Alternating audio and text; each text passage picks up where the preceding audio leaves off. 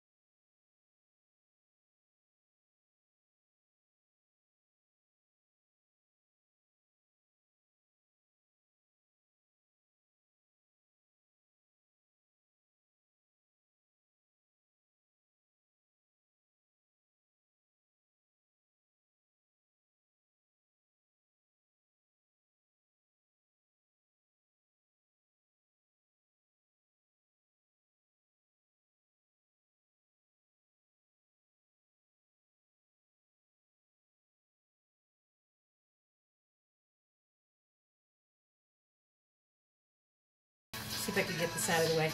I have another one that I was going to do as well, but I'm going to tilt this. If you can see me tilting, I want to do it nice and slow. So I have some colors. Set it down. I'm going to turn it around.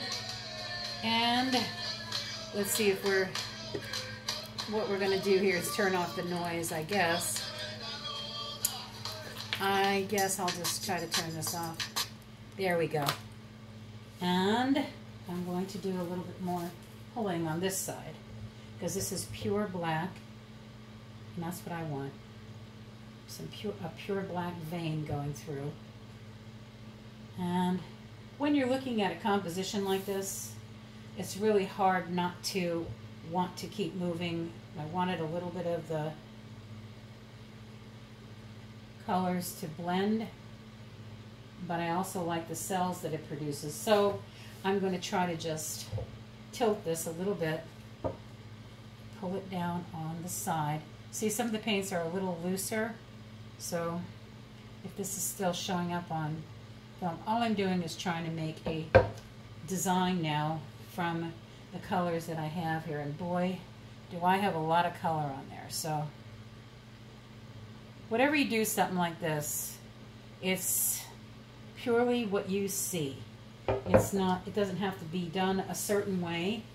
The look I'm going for, it may be a little different than what most people are going for, but I like that deep, dark vein of black, so I'm going to pull it towards the sides without removing it completely or knocking it off the turntable.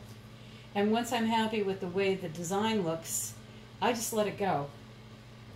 I'm not going to keep tilting it because I do want some of the cells to be there. And if I do that too much, they're going to be gone.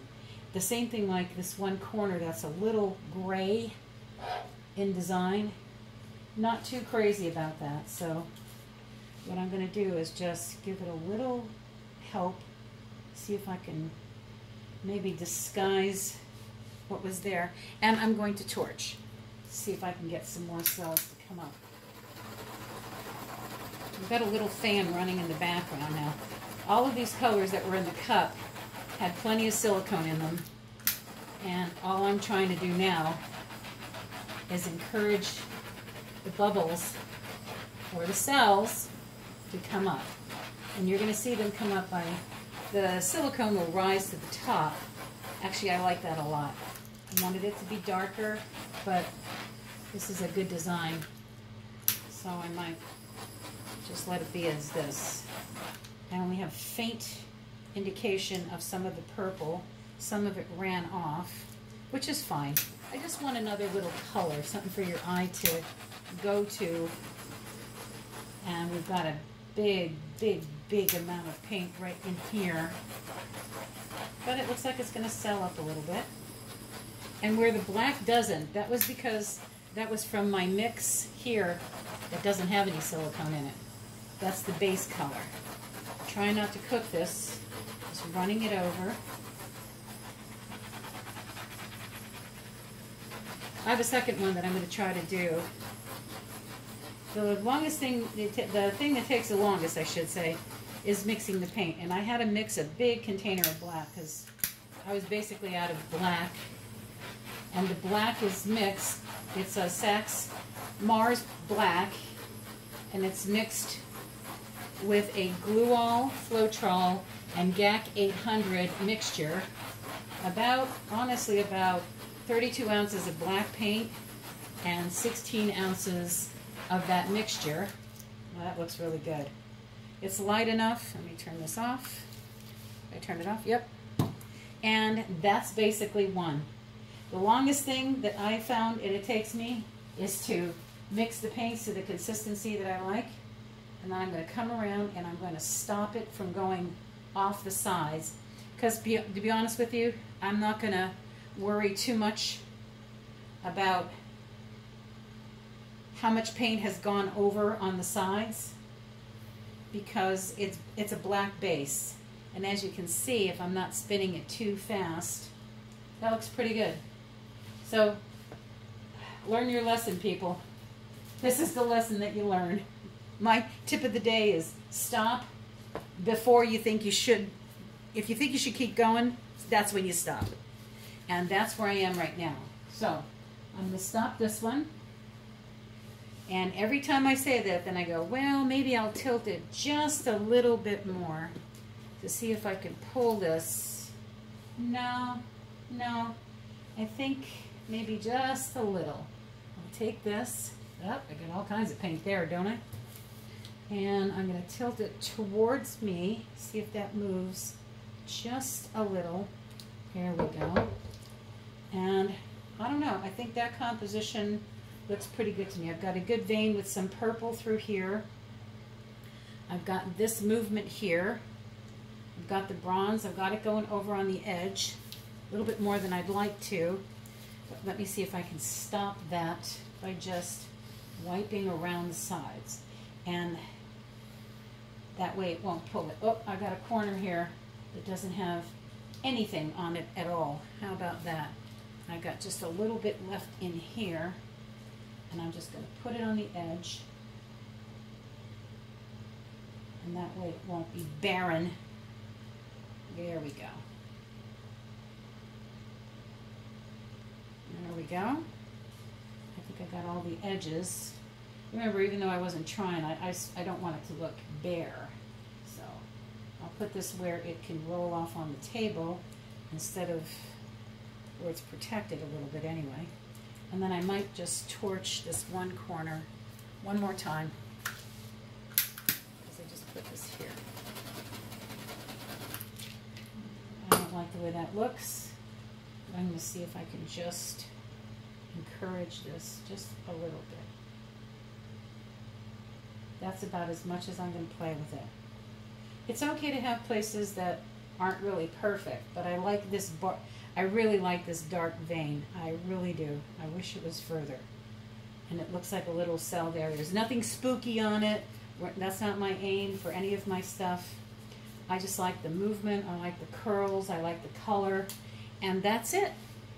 I'm going to pick up this pen and hopefully not ruin my phone. And hopefully stop the recording. This is Angela with Creatively Done. It's October the 9th, 2019, and another Creatively Done acrylic fluid pour.